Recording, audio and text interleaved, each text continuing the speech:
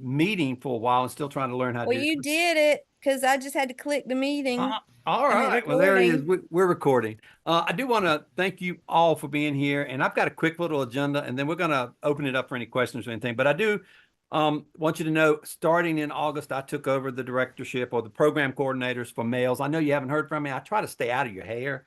I don't meet every week or every other week, but I thought this might be a couple of items on our agenda we might want to make you aware of at least and kind of open it up. So I'm going to go ahead and share my screen. And please let me know if you're not seeing my screen, because I talked for 30 minutes in one of my MELS class and they never told me they couldn't see my screen, nor in another date, I was going on and on and on, and they never told me that they couldn't see it. So what you should see at this point is a real quick little agenda. So I'm just going to kind of walk through that. Can you see it, anybody?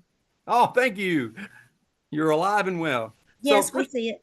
thank you very much. So first of all, I just want to throw it up. Are there any prayers or thoughts or anything or celebrations that we want to, as a family, kind of share and put out there? Are there anything that's going on that you would like for us to keep in prayer, or to keep in our thoughts, or any celebrations, any babies, grandbabies? And it's okay if not. And like I tell my class, if you want to just raise your hand, if you don't want to personally share, we'll move on. But I do want to start off. And what I always tell them whenever we start class is that at Gardner-Webb, we are a faith-based institution. Even though we meet on Sundays and Wednesday nights, we do try to honor their faith traditions. And one of the ways to do that, of course, is to create that sense of family and to share what's happening in your life. Moving on. Task stream accounts. I think most of your students, particularly at the 601s, should have those by now. But if you are a 601 instructor and you're hearing of someone that does not have one yet, shoot Julie May at jmay@garnerwebb.edu. Shoot her an email and let her know.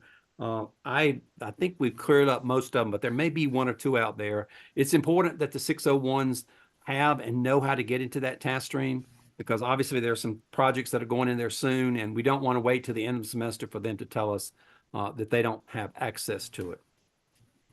But Julie will work on that, and they can shoot directly email to her. She asked that they email, not necessarily call. So I'm trying to use her email address, and I'm pretty sure that is her email address. I will double check on that before I send this to you. For some reason, I believe there's a 6 somewhere, but that may be someone else. All right. Other important dates coming up. This is particularly for those of us in 605, but in 601, 603, you might have this as well, and for coaches. December 2nd, 9 a.m. Your artifacts have to be in task stream. If you're in 601, that's your AppTel, AppSale. If you're in 605, of course, it's all 6 of them. And that's at 9 o'clock. That gives us an opportunity to go in to make sure that it's being graded. On the December the 9th at 9 o'clock, we have to have, this is particularly true for our 605 students, we have to make sure everything's in there, because at that point we have to turn over that list for graduation or commencement. And then on December 13th, if any of you have some free time on that Friday and want to travel to beautiful Boiling Springs, we are going to have our commencement ceremony. It will be 2 events as it's been in the past. There'll be the big university one, which really concentrates on the doctorate program. And then there will be one for the College of Education. We really, really are hoping that the 9 o'clock, I think is when they'll have the big commencement for the university. And then we really are hoping that we get that 11 o'clock slot for our students for the College of Education. I don't know if you remember it, but 2 or 3 semesters ago, we got a 5 o'clock time. Horrible, horrible time. They finished up at 9 for the general one, and it came back at 5 or hung around until 5. And, you know, in Bowling Springs, there's no place to hang around, technically. So we are hoping that we get a better time than 5 o'clock. But we'll let you know as soon as we do. You are certainly always invited. The master's students in the MELS program will be particularly recognized at that College of Education. So as soon as we get some details on that, I'll pass it along. I know you are still struggling to get those non-respondents for the coaching positions or the CC ones. By the end of this week, if you have not heard from someone, just shoot me an email and I will go and call KTA and see if there's some additional numbers or something that they've not shared with us, or see if they can do it too. I mean, I kind of think it's their job. If they're our recruiters, it's kind of their job to make sure these folks are showing up. And if you are an instructor, one of the things I always hear is to make sure you remind your classes all the time to check their GWU email, and that's what they should be using now, rather than any personal one. So it's just, if you are still struggling by Thursday, just shoot me the name and I will try to talk to KTA and see if I can get any more information about them. Please stop me if there are any questions. And I don't even watch chat. I figured you're bold enough to just say, hey, Steve, slow down a minute and let me get a word in. The next big topic is role verification, and I wish I had something to tell you about that. I called the registrar, and if Dale is on, I hope he may pop in or pipe in right now and say something about it. But I talked to the registrar. I tried to talk to the registrar. I talked to the provost or the assistant provost, and all we get is that the registrar and the tech department are still working on trying to get us some kind of process. So until they get that process, we'll be kind of on our own. And so what I do want, and last week I sent out an email to you, I believe, that if you have any no-shows who are not on the drop list, to just shoot me those, and all of you have. I'll keep monitoring those, and by the end of the week, probably Thursday, I'll send you one more short little email and say, this is what I'm going to turn in. Make sure that someone hasn't shown up or something. Then I'm just going to send her to the list and say, hey, this is the MELS program. These are the folks who have not shown and we believe should be dropped. Again, this is a problem that should have been taken care of. I don't want to complain. I certainly got a new register. I don't want to put anything on her plate, but this is a biggie and this is an important one. So once we get the process, I'll pass it along to you. Dr. Lamb, I don't know if you're here, but if you know more about role verification than I got today, is he in here? Does anybody see him? Okay. So you just have to take my word for it. All right, the biggie that I want to call your attention to, and I've got a couple of links to you. Dale serves on a task force for North Carolina that looks at the principal portfolio and what we do for licensure for principals. They finished up that work in May, and they have a recommendation. And I just want you to be aware that this is a biggie, and it's going to be certainly impacting those of all of us who are producing principal candidates. Basically what it is, North Carolina has this draft and the state board has approved this draft, and it creates a portfolio for future administrators to get their license in North Carolina. Now, the good news is we've been doing portfolios in Garner-Webb for a long, long time. So this is really nothing fairly new to us, except the details and what they're looking for are a little bit different, but not something that we don't normally do. When I talked with Dale about it, the other week, he said that he and I believe that what we're doing in the AppsTail and the AppTail and the AppsTail, that those are certainly going to meet the qualifications of this new folio that we'll be having to send to the state if it actually comes about. And that if is a biggie, because in November, we're going to get a new governor. We're going to get a new state superintendent of public instruction. And this was the pet project of the superintendent that's there now. And of course, Catherine Truitt is going out because she didn't win the Republican nomination. So it's coming, we think. There's a lot of uncertainties in November, but we have to plan for it because our 601 students who are in 601 right now will fall under this new requirement. Because if you had not completed one course by August the 31st, you will now fall under this new requirement. And of course, even though our students were enrolled by August 31st, they had not completed a course. So the language clearly says you had to have completed one. So all of our 601s and all of our students coming in hereafter will fall under these new standards if they are approved. So Dale and I talked about it, and we want to go ahead and get kind of a team. And mostly of those of you who are in 601, let me roll this down a little bit, do want to try to get you together and start thinking about how ours will look. So I have a couple of things in blue. The first one is the actual document that's a draft document from the NCPPA, the task. There are 3 of them that will be required for us to look at. And again, Dale and I talked about it, and we really do feel as if that most of those are things that we are already doing in the AppSale and the AppTail. The 3 tasks are using data for school improvement. We do that, obviously, in that course. Facilitating communication of practice, we do that. And of course, supporting teacher growth. All of those we believe that we have already built into our programs. So over the next couple of weeks or month, I want to reach out to those of you who teach 601 and certainly anyone else who coaches or anyone that wants to pipe in. I would like for us to kind of look at this new form, this new task form, look at the article, and let's start planning for how that would look at Garner-Webb. because again, if this goes through, our current 601 students will be under this new standard. And so we certainly want to make sure that Garner-Webb is prepared. Now, if the new superintendent comes in and the new governor come in and they ditch it, then we're back to square one. But I kind of want to get the planning together so our students will be ahead of the game. So I'll be reaching out to those of you teaching 601 to see if you will help me kind of look through it and kind of brainstorm, maybe through a couple of Zoom sessions or a long one. And we will kind of make up Garner-Webb's plan. There's also an article in blue here, the North Carolina Portfolio Assessment. I think that, yeah, from Education North Carolina. It kind of explains the process, kind of tells you a little bit about what I talked about. But if you really want to see what they are, those of you teaching 601, that first blue bullet will take you to the document itself. Word of caution again, the document is a draft. It's going to, the state board has approved it, but it has now got to go through a bunch of other hurdles. The state board by itself does not have a lot of power unless the General Assembly or the governor or someone else pushes it. So kind of in a holding pattern, but I do want us to kind of be ahead of the game with Garner-Webb. And again, when Dr. Lamb and I looked at it, we really do think the APSEL and the APTEL are pretty much on the mark. And it's just a matter of us maybe creating a new folio where we pull from those documents to create this three-part document. Any questions on that? I do encourage you to read it.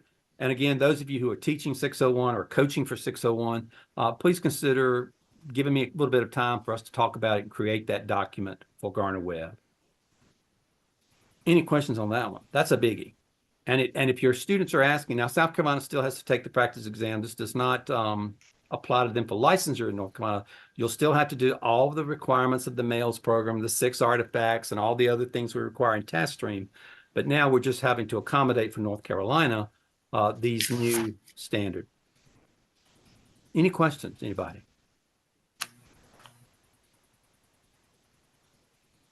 All right, you guys are hungry. The last thing on my agenda before we open it to open mic has to do with retention. There is a document, a Google Doc that Dr. Bull has put out where he wants you, and I'm going to show you that in just a minute. It's called his COE retention and review data. He wants us to start using this as a way to, I think it's a CYA, but maybe not. Maybe it is actually something useful. But anyway, he wants to kind of keep up with that data.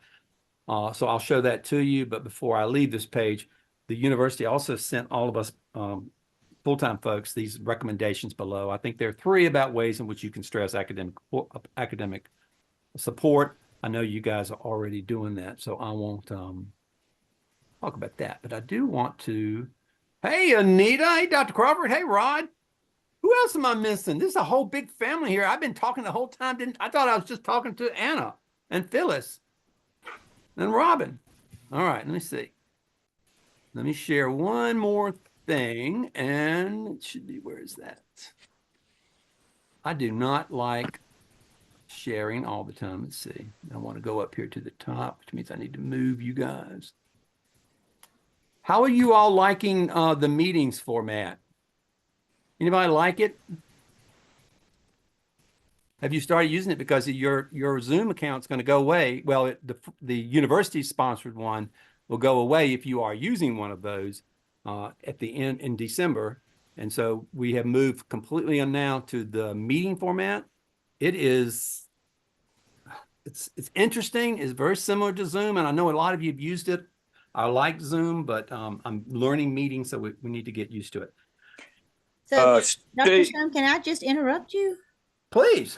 Okay, so and that's the first time I've heard about Zoom going on. I'm sorry, maybe I just missed it. Well, it's the university sponsored one. So if you have your private Zoom or if you're using your Zoom, you may use those, but the university will stop paying for Zoom accounts at the end of in December. Isn't that right, We'll be Anita? doing meetings, and what is meetings in Microsoft? You talking about Microsoft Outlook?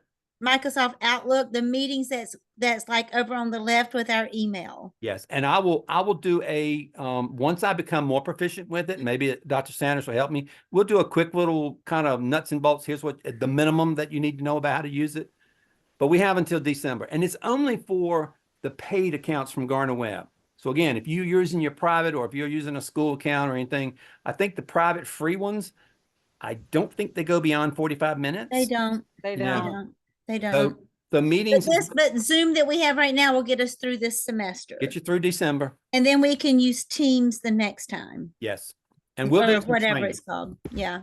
It is called Teams. Dr. Okay. Sanders, is that your understanding too, that we're out of it soon?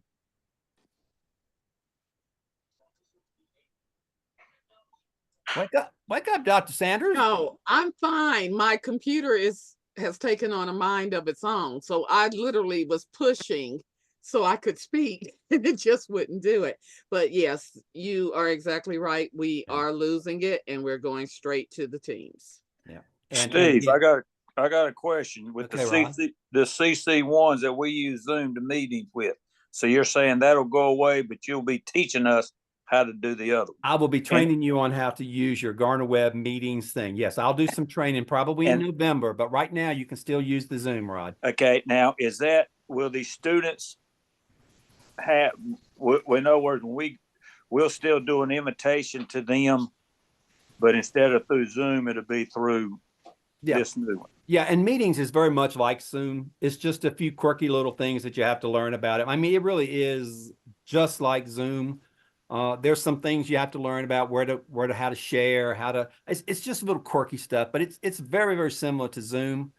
But we'll have a quick little training session on it, right? At least for what you need to know. So will the new students, will get this spring, I guess. They won't know anything about Zoom per se, but they'll just get the invitation through this meeting. Yeah, and it's the same way, an invitation through the meeting. When you create the meeting, right. But Rod, if you have the Zoom account that's not paid for, you can meet with them. Right. Because mine don't go over 45 minutes, so usually about 30 minutes or so. So we will still have access to that. It's my understanding. So I don't see any problem with using free Zoom. It's just the 45-minute thing it cuts off. Okay. And so even after the university goes to meeting, because you guys are doing this kind of on your own time and through your own mediums, you can still use Zoom if you don't go over 45 minutes. But if you want meetings, if you want the meetings thing, we'll have a little training for that. Okay. Good question. I'll ask questions later then. Is it meetings or Teams? Teams. I'm sorry. Okay, I'm sorry. I have to get my vocabulary straight It's here. Teams. Sorry. I'll stay confused if I don't. Yeah. Well, obviously I stay confused too, but it is. Can we go back? Can we go back to the beginning of this meeting, Sure. please? Can I say for the first time in my life today, I spent 3 hours on the back of a high water emergency vehicle trying to get 11 children home in a flooded, I have never in 35 years, me and the police. Where were you trying to get across the Outer But the Banks? storm came here. We didn't know it was coming and we had school and we had to evacuate the beach schools and then the kids couldn't get home. Oh, awesome. Oh, we laughed. It was Robin, that's what I say, dedication to Gardner Webb that you're even on this meeting. I think you're an idiot for coming on this meeting personally, but that's well, here's the best part of the day. So we're 2 hours onto the back, no seatbelts on benches, like on the back of a pickup, except it's the high water emergency. This little kindergartner named Eric said, now I don't know him. He's not my kid, right? He said, I'm hungry. Do you have a snack? But I'm vegan. I'm vegan. Life is good. Let me see if I have a carrot in my raincoat. You might find one floating down the river. We saw a lot floating today, cars and all. Yeah, it was terrible. So we'll keep our prayers and thoughts for those of us on the coast. It's coming through that way. Terrible. Where did it land? In South Carolina? I think right here at Carolina Beach is really what I think. They got like 18 inches of rain at, like by lunchtime. Where are you, Anna? I'm at Wrightsville. Yeah, well, yeah, it was terrible. Oh, it was bad. Yeah. Let me finish up this one little thing and then we'll go back. I'll stop sharing. We can talk about other things as well. This is that, excuse me, that document. Again, it's something for that Dr. Bull has introduced to us to kind of look at students who may be struggling, who we have concerns about. And if you go across, you'll see there's a lot of things that he wants us to report that we've done things for. So just be aware that it may be a CYA, but you might want to, as you are struggling with students that appears as if they may fail, this might be a place to go. And that's going to be in the handout I give you. All right. I have gone through my little agenda. I am sorry to hear about the storm hitting the beach. And Robin, I'm like Rod. I'm surprised and thankful that you and Anna are both here sharing with us. I'm glad you're safe as well. It was completely unexpected. Like it was expected. Charleston, South Carolina canceled their schools. Hmm. Emergency management here said, you're fine, go to school. It kind of snuck up on us, didn't it? It Wait a minute, really my kid's did. at school at Charleston and he hadn't called me. He's probably out at the bars or something. Oh, they didn't have any weather down there. My friend texted me. They just had a great sunny day out of school.